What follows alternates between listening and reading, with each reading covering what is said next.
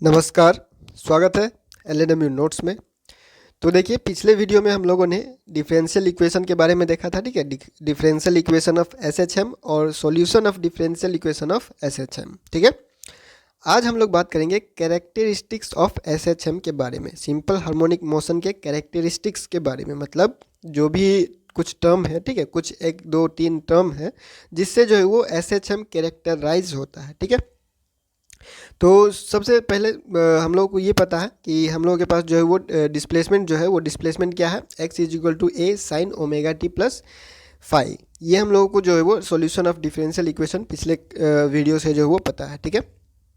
तो इसी इक्वेशन के इर्द गिर्द हमारा जो है वो सारा चीज़ जो है वो डिस्कस होने वाला है, ठीक है। इसी इक्वेशन के आसपास इसी इक्वेशन के आसपास जो है हम लोग सारा चीज़ जो है वो डिस्कस करने वाले हैं, जो भी चीज़ है, ठीक है। एम्पलीट्यूड, फेज, फ्रीक्वेंसी, टाइम, जो भी है सारा चीज़, ठीक है। तो शुरू करते हैं सबसे पहले एम्पलीट्यूड से। एम्पलीट्यूड क्या होता है, ठीक है। तो एम्पलीट्यूड हम लोगों ने पहले भी देखा था। एम्पलीट्यूड का डेफिनेशन क्या होता है, जो मैक्सिमम डिस्प्लेसमेंट होता है मीन पोजीशन से, ठीक है। मीन पोजीशन से जो मैक्सिमम डिस्प्लेसमेंट होगा, मतलब कि फिक्स पोजीशन से, ठीक है। तो मीन पोजीशन से डिस्प्लेसमेंट जो मैक्सिमम डिस्प्लेसमेंट होगा, ठीक है। मान लीजिए ये है इसका मीन पोजीशन, ठीक है। ये है मीन पोजीशन, इक्विलिब्रियम पोजीशन या फिक्स पॉइंट बोलिए, ठीक है। ये हो गया यहाँ पे एक पॉइंट, यहाँ पे एक पॉइंट है, यहाँ पे, ठीक है।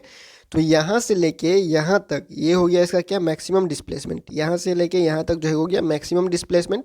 तो मैक्सिमम डिस्प्लेसमेंट हो गया तो इसको हम लोग क्या बोल देंगे, एम्पलीट्यूड, ठीक है।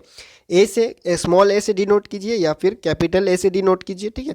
हम लोग यहाँ स्मॉल ए से डिनोट कर रहे हैं, स्मॉल ए से जो है वो डिनोट कर रहे हैं। अगर बाद में ज़रूरत पड़े तो हम लोग जो है वो चेंज कर लेंगे अपना जो भी हम लोग का रिप्रेजेंटेशन है, जो लेटर है। अगर कहीं इक्वेशन में डबल ए आ गया तो हम लोग एक को छोटा एक को बड़ा करके लेके चल सकते हैं, ठीक है।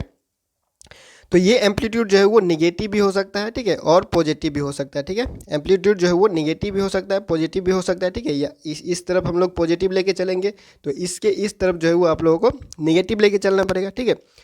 तो एम्पलीट्यूड क्या हुआ, मैक्सिमम डिस्प्लेसमेंट मीन पोजीशन से, ठीक है। किसी भी ऑसिलेटिंग सिस्टम में मीन पोजीशन से जो मैक्सिमम डिस्प्लेसमेंट होता है उसको हम लोग क्या बोलेंगे, एम्पलीट्यूड, ठीक है। और ये एम्पलीट्यूड स्मॉल ए या कैपिटल ए से भी डिनोट करते हैं, ठीक है। उसके बाद ये निगेटिव भी हो सकता है और पॉजिटिव भी हो सकता है, ठीक है। और एम्पलीट्यूड का जो वैल्यू होगा, ठीक है, मैक्सिमम होगा वो +1 होगा, ठीक है, और मिनिमम होगा वो -1 होगा, ठीक है। मैक्सिमम +1, मिनिमम -1, ठीक है। तो इसी पे हम लोग आगे बढ़ते हैं। इसी पे हम लोग देखते हैं कि जो ये मैक्सिमम डिस्प्लेसमेंट है, ठीक है, मैक्सिमम डिस्प्लेसमेंट है उसको हम लोग एम्पलीट्यूड कैसे बोल रहे हैं, ठीक है। जो तो इसी इक्वेशन को हम लोग आगे लेके चलते हैं, ठीक है। तो x जो है वो क्या हम लोगों को पता है क्या है, डिस्प्लेसमेंट है, ठीक है। तो इसका मैक्सिमम होने के लिए हम लोगों को पता है कि जो मैक्सिमम है ये क्या है, +1, और मिनिमम क्या है, -1, ठीक है। इसका रेंज जो है, वैल्यू का रेंज जो है वो मैक्सिमम रेंज क्या है, +1, और -1 मिनिमम है, ठीक है। तो x मैक्सिमम होने के लिए, ठीक है, x मैक्सिमम होने के लिए ये जो 1 होना पड़ेगा, ठीक है। x मैक्सिमम होने के लिए इसको 1 होना पड़ेगा। तो ये हो जाएगा अगर 1 sine omega T plus phi, अगर 1 है, ठीक है, तो 1 है, इसको 1 होना पड़ेगा। तो 1 होना पड़ेगा तो ये क्या हो जाएगा, सिर्फ ये बचेगा a इंटू 1, ठीक है। ये 1 हो गया, ये 1 हो गया, तो ये a इंटू 1, यानी कि जो ये मैक्सिमम डिस्प्लेसमेंट है वो किसके बराबर आ गया, जो डिस्प्लेसमेंट है मैक्सिमम डिस्प्लेसमेंट वो a के बराबर, ठीक है। यहाँ पे स्मॉल a लिखा गया है, ठीक है। तो ये हो गया क्या, एम्पलीट्यूड, ठीक है, ये हो गया एम्पलीट्यूड। अब हम लोग बात करेंगे टाइम पीरियड के बारे में, ठीक है। हम लोग बात करेंगे टाइम पीरियड के बारे में, ठीक है।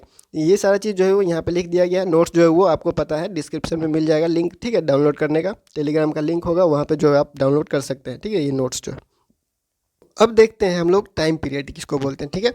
तो टाइम पीरियड देखिए क्या होता है। टाइम पीरियड सिंपल सा एक लाइन में याद रखना है कि टाइम पीरियड जो होता है वो एक ऑसिलेशन में लगा हुआ टाइम, मतलब कि एक ऑसिलेशन होने के लिए जितना समय लगता है उसी को हम लोग बोलेंगे टाइम पीरियड, ठीक है। एक ऑसिलेशन होने में जितना समय लगेगा उसको हम लोग बोलेंगे टाइम पीरियड। टाइम पीरियड सबसे छोटा टाइम इंटरवल होता है जिसमें जो है वो क्या करता है, ऑसिलेशन रिपीट करता है। ऑसिलेशन क्या करता है, उस समय में उतना टाइम इंटरवल में जो है वो रिपीट करता है, ठीक है। उस टाइम को हम लोग टाइम पीरियड बोलते हैं, ठीक है।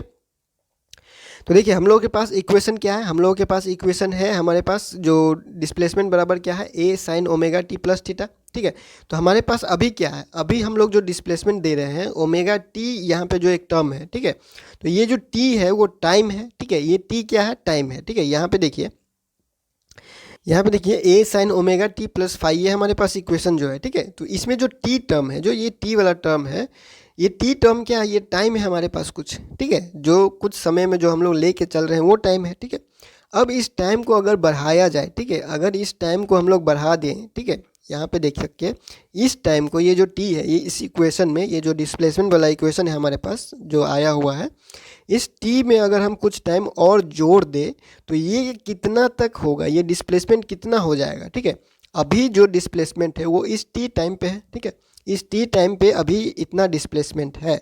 अगर इस टी को, इस टाइम को अगर हम बढ़ा दें, इसमें और कुछ टाइम जोड़ दें, ठीक है, तो वो कितना डिस्प्लेसमेंट होगा। तो इसमें हम लोग कितना टाइम जोड़ेंगे, तो इसमें हम लोग टाइम जोड़ेंगे 2 पाई/ओमेगा।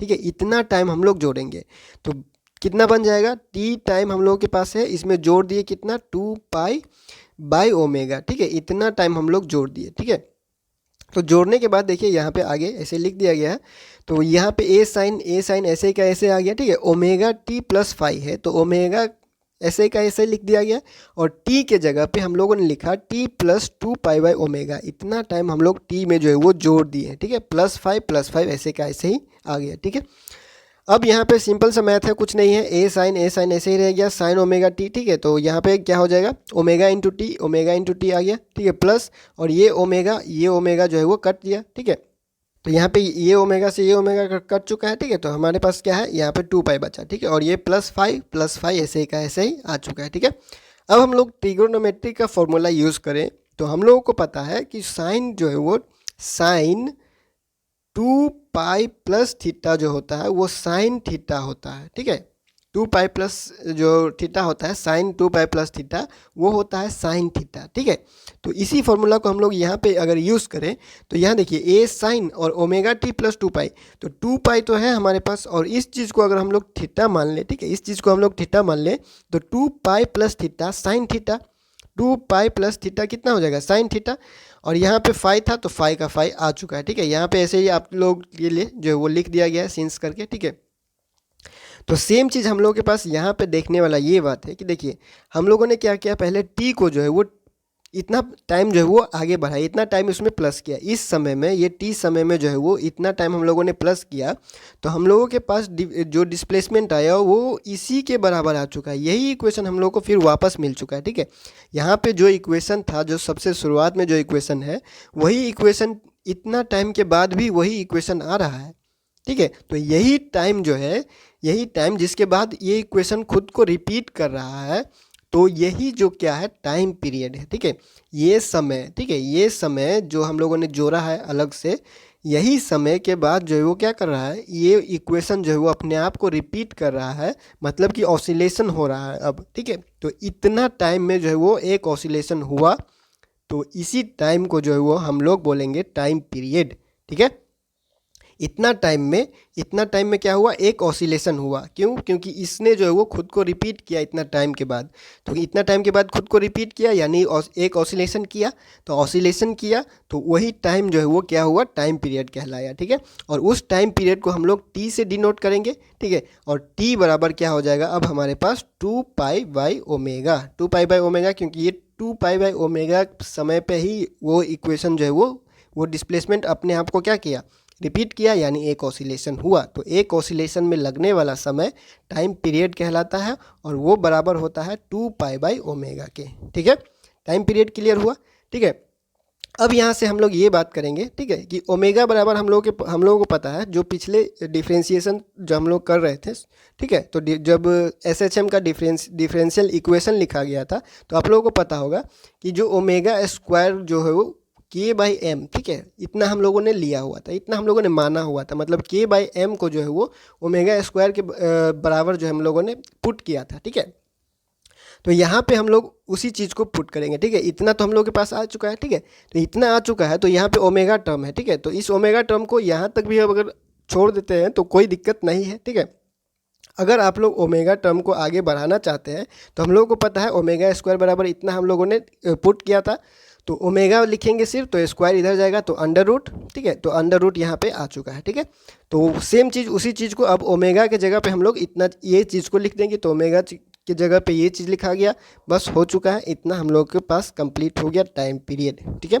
तो टाइम पीरियड को इतना तक लिखिए या फिर इतना तक लिखिए, ठीक है। और यहाँ पे यहीं से जो है वो एंगुलर फ्रीक्वेंसी निकल जाता है, ठीक है। ओमेगा क्या है, एंगुलर फ्रीक्वेंसी, तो ओमेगा बराबर क्या हो जाएगा, ओमेगा बराबर क्या हो जाएगा 2π/t, ठीक है। यहाँ से देखिए, यहाँ से अगर हम लोग देखें तो यहाँ से देखिए ओमेगा बराबर क्या हो जाएगा, ओमेगा इधर जाएगा, इसको इधर लेके आ जाइए तो क्या हो जाएगा 2π/t, ठीक है। 2π/t ओमेगा हो जाएगा, ठीक है। सिंपल सा है और कुछ नहीं है। तो एंगुलर फ्रीक्वेंसी भी यहाँ से निकल चुका है, ठीक है। और हम लोग अब निकालेंगे क्या, फ्रीक्वेंसी, ठीक है। तो टाइम पीरियड हम लोगों ने देख लिया क्या होता है, ठीक है। कितना हम लोगों के पास टाइम पीरियड होता है, एक ऑसिलेशन में लगने वाला समय टाइम पीरियड होता है, ठीक है। एक ऑसिलेशन में लगने वाला समय टाइम पीरियड होता है, तो एक सेकेंड में जो ऑसिलेशन होगा उसको फ्रीक्वेंसी बोलेंगे। फ्रीक्वेंसी किसको बोलेंगे, एक सेकेंड में, एक सेकेंड में जितना ऑसिलेशन होगा उसको हम लोग फ्रीक्वेंसी बोलेंगे। और फ्रीक्वेंसी जो होता है वो होता है समय जो लगता है उसका उल्टा, ठीक है।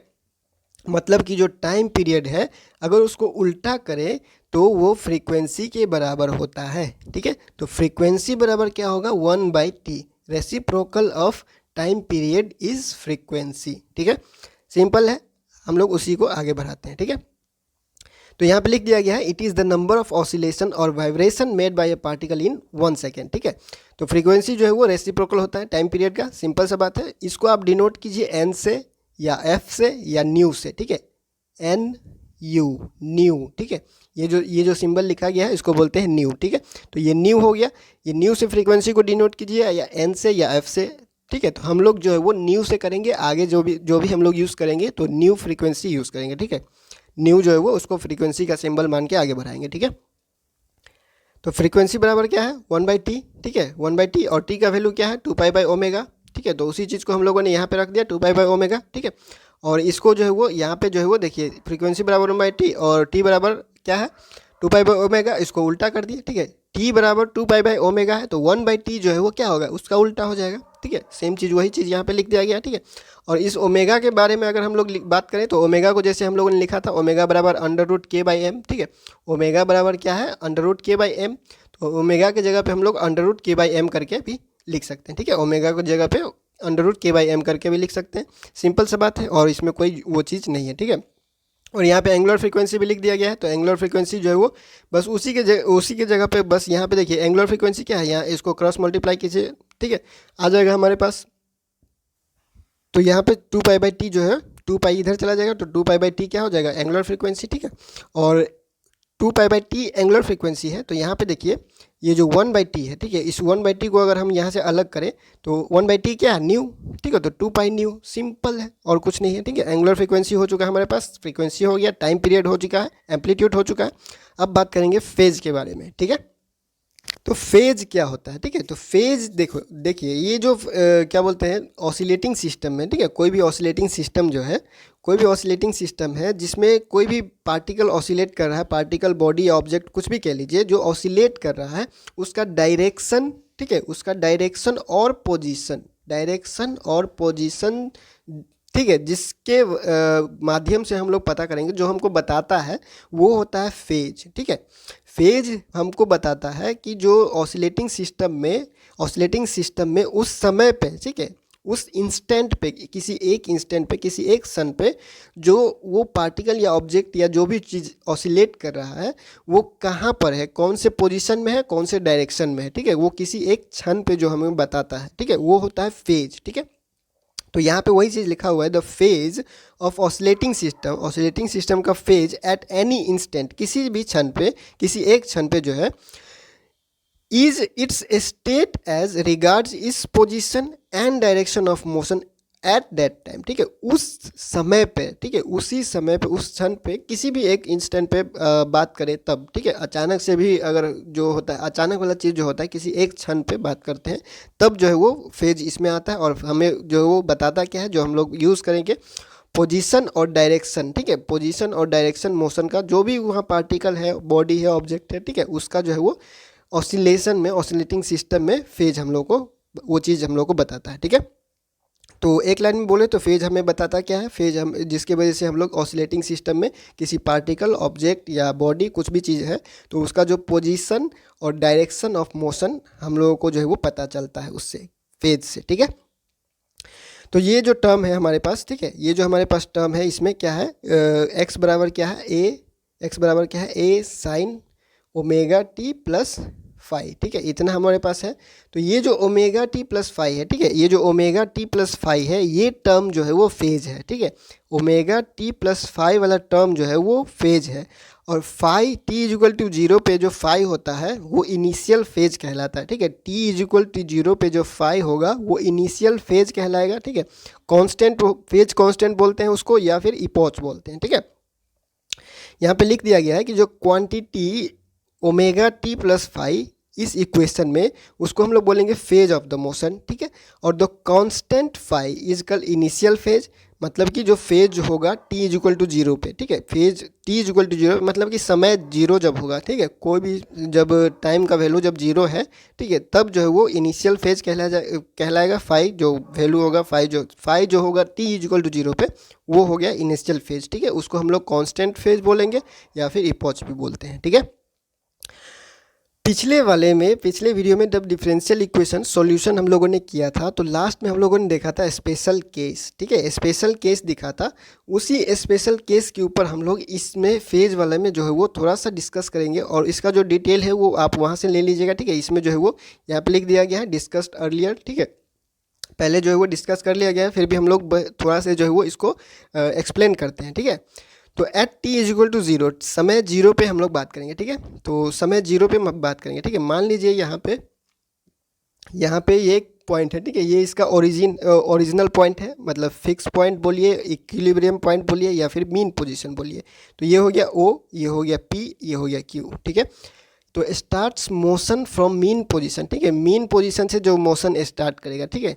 तो यहाँ पे चलिए इक्वेशन लिखते हैं, एक्स बराबर A sine omega T plus five, ठीक है, ये इक्वेशन हो गया। अब ओमेगा टी हम लोग क्या करते हैं, टी तो जीरो है, ठीक है, तो ओमेगा टी पे टी जीरो है और एक्स जीरो, ठीक है, तो T is equal to zero हो गया था, हमारे पास क्या बचा, ए साइन और फाई, ठीक है, एक्स बराबर क्या बचा, ए साइन फाई, ठीक है। तो एक्स क्या है, T is equal to zero पे जीरो, डिस्प्लेसमेंट नहीं है, मीन पोजीशन है, मीन पोजीशन पे कोई डिस्प्लेसमेंट नहीं है, मतलब फिक्स पॉइंट है, उसी जगह है, तो x बराबर जीरो, और a साइन फाई है, तो साइन फाई बराबर जीरो हुआ, ठीक है, a साइन फाई है तो a भी जीरो हो चुका है, अब साइन फाई बराबर जीरो बचा, ठीक है, तो साइन फाई बराबर जीरो बचा, ठीक है। तो साइन फाई जीरो कब होगा, जब फाई होगा जीरो, साइन फाई जीरो कब होगा, जब फाई जीरो होगा। अगर इस फाई में कन्फ्यूजन हो रहा है तो इसको थीटा मान के चलिए समझने के लिए, ठीक है।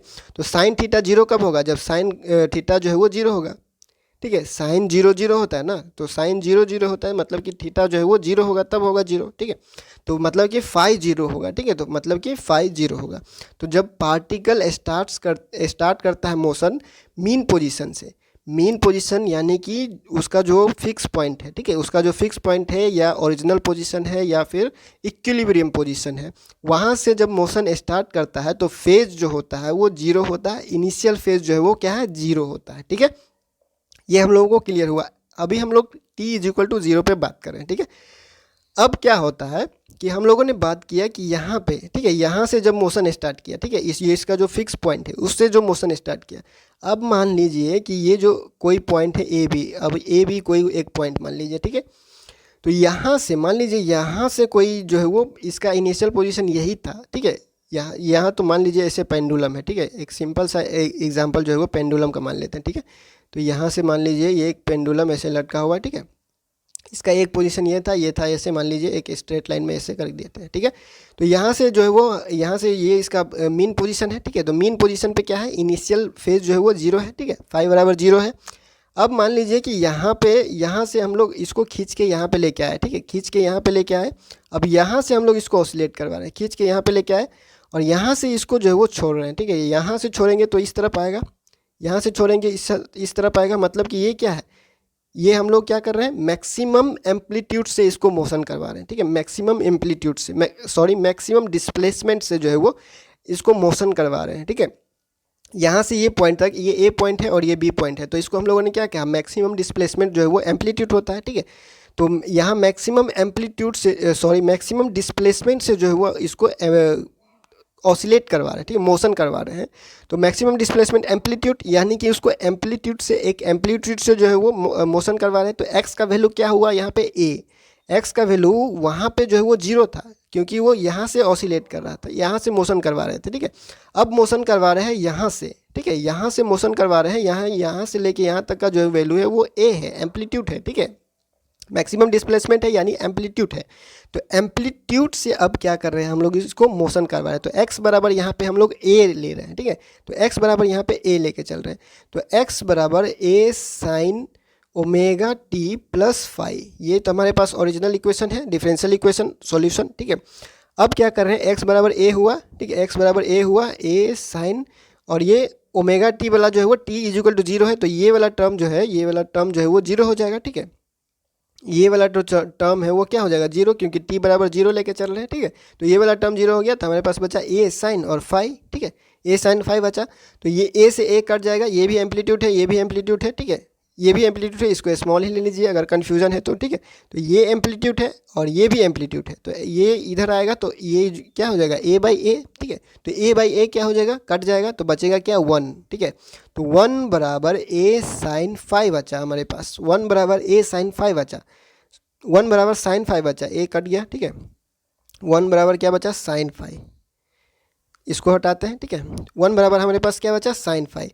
तो साइन फाई यानी साइन थीटा का वैल्यू 1 कब होता है, साइन थीटा का वैल्यू 1 कब होता है, जब 90 होता है, ठीक है। तो पाई बाई 2 होगा, ठीक है, 90 को हम लोग पाई बाई 2 भी लिखते हैं, ठीक है। तो यही चीज़ वहाँ पे लिखा गया है, pi by 2 is equal two phase कितना होगा, पाई बाई 2, ठीक है। जब पार्टिकल स्टार्ट करेगा एक्सट्रीम पोजीशन से, मतलब कि उसका जो मैक्सिमम डिस्प्लेसमेंट से हम लोग करा रहे हैं, ठीक है, तो एक्सट्रीम पोजीशन से जब वो मोशन स्टार्ट करेगा तो फेज का वैल्यू होगा पाई बाई 2, जो इनिशियल फेज होगा वो क्या होगा, पाई बाई 2, ठीक है। इतना क्लियर है, ठीक है। तो यही हम लोग का जो कुछ कुछ टर्म है वो कैरेक्टरिस्टिक्स कहलाता है, किसका, एसएचएम का, ठीक है। यही जो कुछ टर्म है वो एसएचएम को कैरेक्टराइज करता है, और हमारा ये टॉपिक जो है वो कंप्लीट होता है यहाँ पे। ये छोटा सा टॉपिक है, इसमें अगर हम लोग आगे बढ़ेंगे तो ये जो कुछ कुछ टर्म इसमें से हम लोग जब यूज़ करेंगे तो उसमें कन्फ्यूज़न ना हो, इसीलिए जो है वो आप लोगों को क्लियर करवा दिया गया, ठीक है।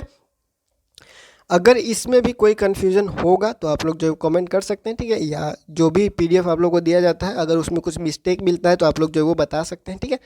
तो फिलहाल इस वीडियो को यहीं पे एंड करते हैं, ठीक है। और अगला वीडियो हम लोग रखेंगे किसके ऊपर, ये जो एक्सेलरेशन वेलोसिटी वगैरह होता है एसएचएम में, उसके ऊपर, ठीक है, उसको समझेंगे, उसके बाद हम लोग धीरे धीरे आगे बढ़ेंगे, ठीक है। तो इस वीडियो में इतना ही, मिलते हैं अगले टॉपिक में, अगले वीडियो में, LNMU नोट्स के यूट्यूब चैनल पे।